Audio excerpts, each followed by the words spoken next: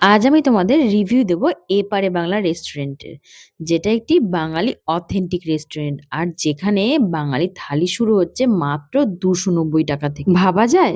আমরা যে থালিটা নিয়েছিলাম সেখানে লুচি, আলুর দম, ফিশ ফ্রাই, চিংড়ির মালাইকারি, মাটন, পোলাও সমস্ত কিছু আইটেম সহ 18টিরও বেশি আইটেম কিন্তু আমাদের থালিতে ছিল। তার মধ্যে বাঙালির প্রিয় শুক্তো, ধোকার ডালনা থেকে আরম্ভ করে আরো অনেক। এছাড়াও আমরা কিন্তু ওখানকার কিছু সিগনেচার আইটেমও ট্রাই করেছিলাম, যেগুলো কিন্তু ওই রেস্টুরেন্টের ভীষণ পপুলার আইটেম। তার মধ্যে ছিল প্রেসার কুকার মাটন আর কচু বাটা চিংড়ি।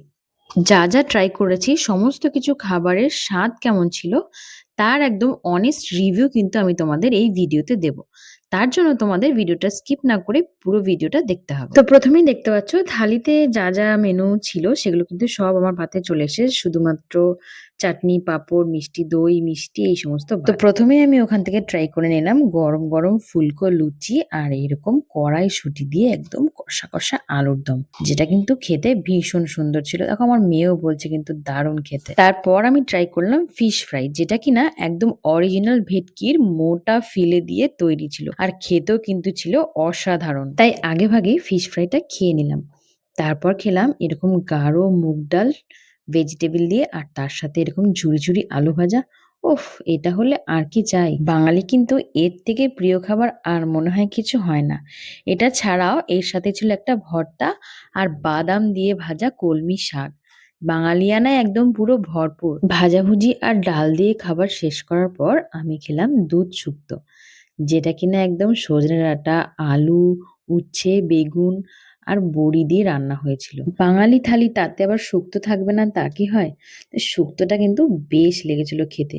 খেয়ে একদম মনটা ভরে গেল। এরপর আমি খেলাম ধোকার ডালনা দিয়ে, যার মধ্যে এরকম 2 পিস বড় বড় ধোকার ডালনা ছিল, যেটা দিয়ে কিনা ভাত মাখতেই ভাবলাম যে না, শুধু একটু ধোকাটা খেয়ে দেখি তো কেমন হয়েছে। খেয়ে বুঝলাম সত্যি কি ছেড়ে কি খাবো, এগুলো দিয়েই ভাত খাওয়া যাচ্ছে। সত্যি ধোকার ডালনাটা খেতে কিন্তু অপূর্ব হয়েছে, একদম নরম তুলতুলে, অথচ কিন্তু ভাঙেনি, গোটা রয়েছে, একটুও খুদ ধরবার জায়গা নেই। এরপর ট্রাই করলাম এরকম জাম্বো সাইজের একটা চিংড়ির মালাইকারি। প্রথমেই মালাইকারি গ্রেভিটা দিয়ে একটু ভাত মেখে খেয়ে নিলাম। মুখে তুলতেই আহাহা, সে কি স্বাদ! একটু মিষ্টি মিষ্টি ছিল, দারুণ সুন্দর ছিল আর চিংড়িটাও কিন্তু একদম ফ্রেশ ছিল, তাই মালাইকারিটাও ছিল অসাধারণ। তারপরে এই মিষ্টি মিষ্টি মালাইকারি খাওয়ার পরে নিয়ে নিলাম এই ঝাল ঝাল কচু বাটা চিংড়িটা, যেটা আমরা আলাকাটে অর্ডার করেছিলাম। এটা কিন্তু থালির মধ্যে ছিল না। এটার কোয়ান্টিটিটা দেখতে পাচ্ছ, একদম 1 বাটি ভর্তি কচু বাটা আর যার মধ্যে চিংড়িও কিন্তু ছিল একদম ভরপুর। তো যারা একটু ঝাল খেতে পছন্দ করো তাদের কাছে কিন্তু এটা ভীষণ ভালো লাগবে। আমার একটু যেন বেশি ঝাঁজ লেগেছিল, তাই মুখে দিয়ে আর কিছু বলতে পারছিলাম না। একদম সর্ষের তেলের ঝাঁজ এটার মধ্যে দিয়ে পুরো উঠছিল, তাই পুরো বাটিটা আর শেষ করতে পারিনি। চিংড়িগুলো কিন্তু বেছে খেয়ে নিয়েছি। তারপর আমার ফেভারিট সব থেকে বেস্ট কম্বিনেশন যেটা আমার লাগে সেটা হলো বাসন্তী পোলাও আর মাটন কষা। এই মাটনটা কিন্তু নর্মাল মাটনের মতন ছিল না, এটা ছিল মাটনের ভুনা। তো মাটনের পিসগুলো দেখতে পাচ্ছ বেশ স্ট্যান্ডার্ড সাইজেরই ছিল। তো আমি প্রথমে 1 পিস মাটন আর একটু গ্রেভি নিয়ে নিলাম, সেটা দিয়ে একটু পোলাও মেখে যেই না মুখে তুললাম এখন আমার জিভে জল আসছে। সত্যি অসম্ভব টেস্ট ছিল, মানে এই ভুনা মাংসের টেস্টটা আলাদাই রকম ছিল। আমি জানি না ওরা কি কি দিয়ে করছে, বাট সত্যি এটা মানে স্বাদ ছিল অতুলনীয়। আর মাংসটা এত সফট, তোমরা দেখতে পাচ্ছ ধরার সাথে সাথেই কিন্তু খুলে যাচ্ছে, অথচ পিসটা গোটা রয়েছে। আমি মাটন ভালো খাই বলে বলছি না, মাটনটা সত্যি অন্যান্য মাটনের থেকে টেস্ট একদম আলাদা আর অসম্ভব সুন্দর খেতে হয়েছিল। এরপরেই আমি ট্রাই করে নিলাম ওদের যেটা স্পেশালিটি, প্রেসার কুকার মাটন। মানে এই মাটনটা ওরা আলাদা আলাদা করে, মানে প্রত্যেকে যারা যারা অর্ডার করবে তাদের জন্য আলাদা আলাদা প্রেসার কুকারে কিন্তু ওরা এটা কুক করে, আর পুরো প্রেসার কুকার সমেতই ওরা এটা সার্ভ করে। এই ব্যাপারটা আমার বেশ ইউনিক লেগেছে আর ভালো লেগেছে। তো চলো এবার ট্রাই করা যাক খেতে কেমন। আমি ওখান থেকে 2টো বড় বড় মাটন নিয়ে নিলাম আর নিয়ে নিলাম একটু ঝোল।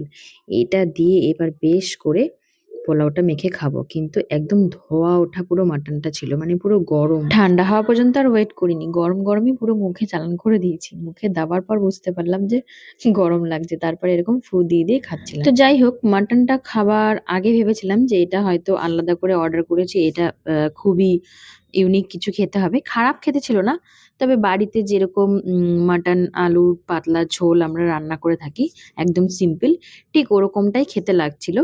মানে আমরা যেদিন গিয়েছিলাম সেদিন যদিও একটা অকেশন টাইমে আমরা গিয়েছিলাম। সাংঘাতিক পরিমাণে ভিড় ছিল। তো জানি না তার জন্য একটু এদিক ওদিক হয়েছে কিনা বা রোজই কি এরকম টেস্ট হয় কিনা সেটা আমার জানা নেই। যদিও আরেকদিন ট্রাই করলে বুঝতে পারবো। প্রথমেই বলেছিলাম অনেস্ট রিভিউ দেবো। তাই আমার যেরকমটা লেগেছে ঠিক সেরকমটাই বলেছি। আর হ্যাঁ, এটার ভেতরে যে প্রথমে আলু ছিল সেটা আমি খেয়ালই করিনি। পরে দেখাতে একটা আলুও আমি নিয়ে নিলাম। এত কিছু আইটেম খাবার পরও আমাদের থালিতে কিন্তু ছিল মিষ্টি দই, চাটনি, পাঁপড় আর রসগোল্লা। এবার তোমাদের বলে দিই এপারে বাংলার স্পেশাল থালি এত কিছু নিয়ে টোটাল প্রাইসটা কত পড়েছিল।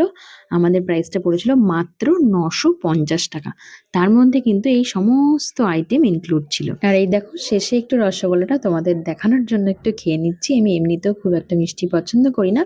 আর এত কিছু খাবার পরে পেটে তো আর জায়গাই ছিল না। তো যাই হোক, ভিডিওটি তোমাদের কেমন লাগলো জানিও। আর এইরকম নতুন নতুন আরো ভিডিও দেখতে হলে আমার চ্যানেলটিকে সাবস্ক্রাইব করে দিও। টাটা, বাই, দেখা হচ্ছে অন্য কোনো ভিডিওতে।